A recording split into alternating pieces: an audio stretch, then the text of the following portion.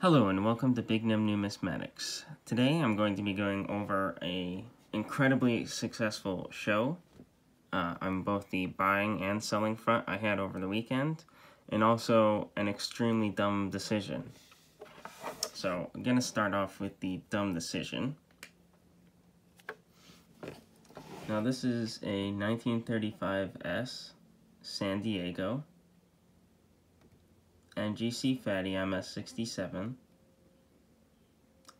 Toning isn't incredibly rainbow, but I think it's a tad bit attractive. Luster's great. Contact marks are null. Oops. Really nice reverse. And I definitely think it's, much better than 90% of the 7s out there. But definitely not as much as I paid. So, PSA, when looking for a commemorative half that has 2 years, make sure you choose the right year to look at comps. So I looked at comps for 36D, and the 7s were selling for about 800, so I offered 800.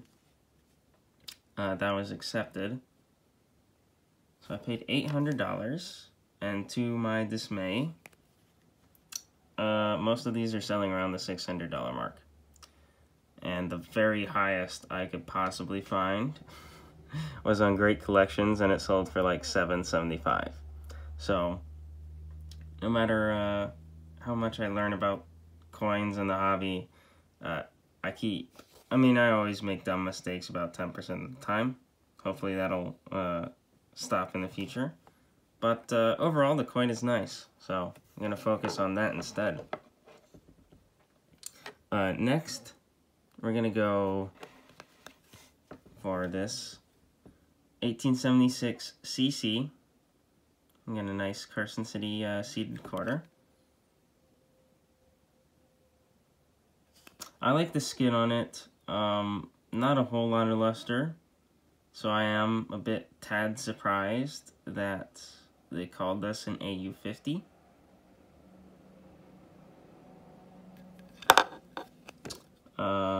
But even XF's around the 300 mark. And so I figured it was a decent buy. And still very attractive, just getting the AU50 money is going to be difficult. Another quarter is an 1892 MS65 barber quarter. And recently I've really enjoyed having and looking at 1892 barber quarters. They just come so nice.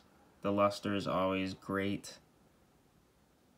Toning is usually towards the, cotton candy side, if that makes any sense. Just light pinks and yellows and blues. But yeah, this coin is no exception. Really nice coin.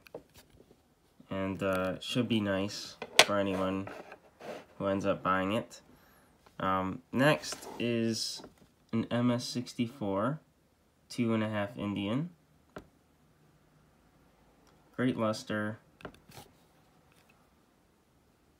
I really like all the Indian head designs, Buffalo Nickels, Incuse Indians, $5 Indian note. For whatever reason, I'm just drawn to them. But this was really nice. It was on the cheaper side, so I decided to pick it up. I don't do a lot with gold, and hopefully small steps at a time, and I'll be able to properly make decisions on bigger gold coins. Next is a pretty cheap coin, but really nice. I love the 1909 Lincoln cents. They're pretty common, but they're the most well-made of the entire series. Dyes were fresh, and quality was still, you know, looked at. So not red anymore, but the colors, I mean, coloration, it isn't super toned, but it is still attractive, and the luster's amazing. So pretty cheap, but pretty coin. You get a lot of coin for the money there. Next is a similar one. Pretty common. War nickels like the tone like this. I'm not sure exactly what color you would call this. Like a golden sulfur yellow. But the 35% reacts. Typically I see this on like weight Raymond holders. The sulfur just makes them, you can see towards the rim it's pretty dark. So usually there's like, you know, crusty toning on the edges of where it meets the album, and then it devolves into like a yellowish, and then the pastel colors. Next is a coin that is more expensive because of where it came from than the coin itself. This is a World Trade Center Ground Zero recovery. And so there were a lot of coins in the vaults underneath the building when it collapsed. There was a coin company, and they decided that, you know, if they were to spend a lot of money with PCGS, if they could make these labels, and they sold out pretty quick, and everyone really likes them.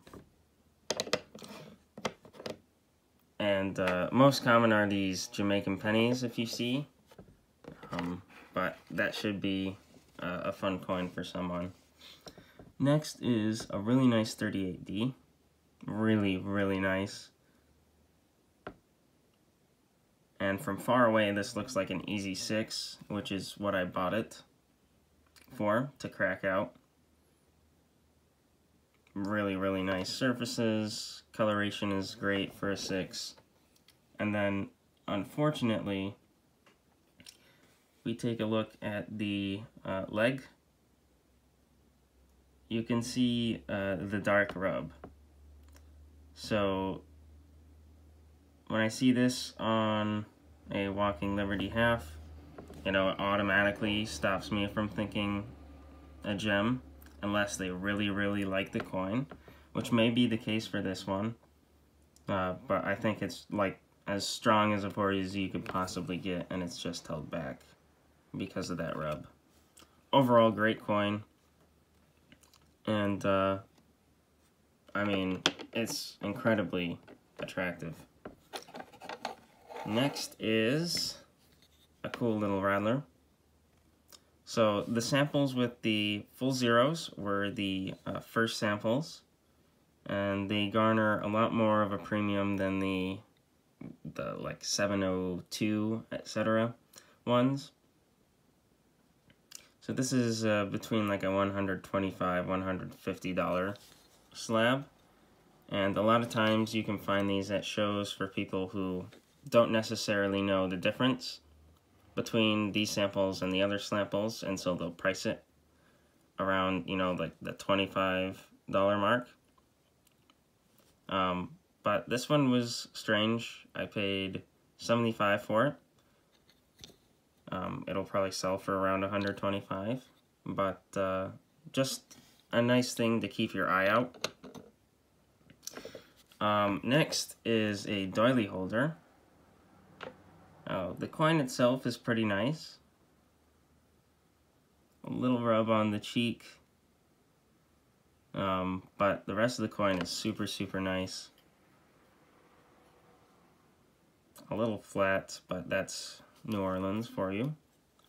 And it's cacked. So these prices were all over the place.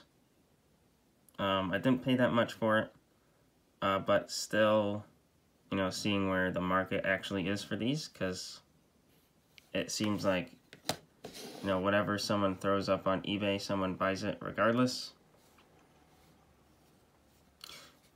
Next is a 108 holder. So for those of you who don't know, PCGS, when they first started grading, they started with 108.0001. And so the first 10,000 coins graded were from 108.0001 to 108.9999. And those garner a pretty big premium now, especially for the white rattlers, you know, the first 2,000 graded. And this one has some milk residue, milk spots on it. But overall, I mean, for the 108s, the Franklin is pretty hard to get, and especially in a 7. This sold for $550, for those who wanted to know.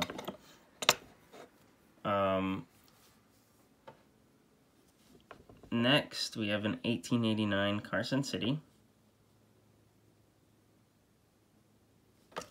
Pretty nice coin. It has a lot of meat on the bone. There's a few small rim nicks along the edge, but nothing too big to be called, you know, damaged by. But perhaps that's a bit of the net grade,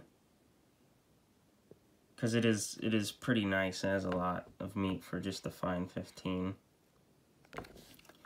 And these are selling around the $1,600 to $1,700 range, so decent buy. And 89 cc's are always popular. Second to last is this strange coin. This was like hidden away in a weird case of basement company slabs, and I was very intrigued by it. They priced it as like a raw BU, like $50.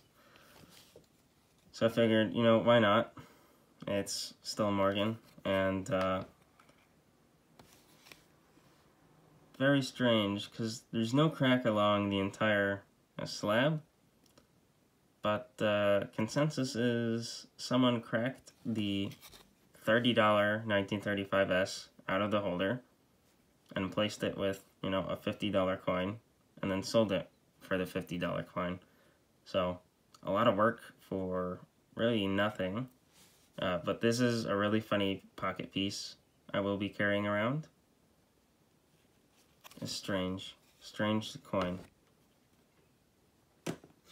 And finally, really cool, I was able to buy this currency shield. So this is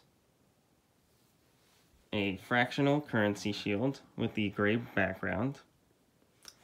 And in the late 1860s, the U.S. Treasury made, I think it's like 3,000 of these between the different backgrounds, and they sold them to the different banks at $4.50 a piece in order for the banks to use them as counterfeit detection. So all of these notes are specimens. So this side is the only side that's printed with a design. The back has specimen printed on the back. And what's really cool about this is it isn't cut out.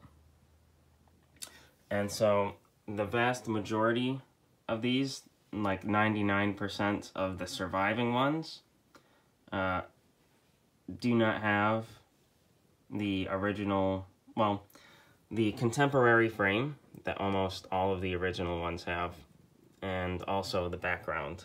So a lot of times with the water damage, because these were kept in unsavory places, it flooded, water damage to almost every single one of them. They would cut around the shield and the background and then place it on another frame. So that's why this one is special. I purchased this for $2,400 and sold it for $3,500 over the weekend. But really cool. And the back of it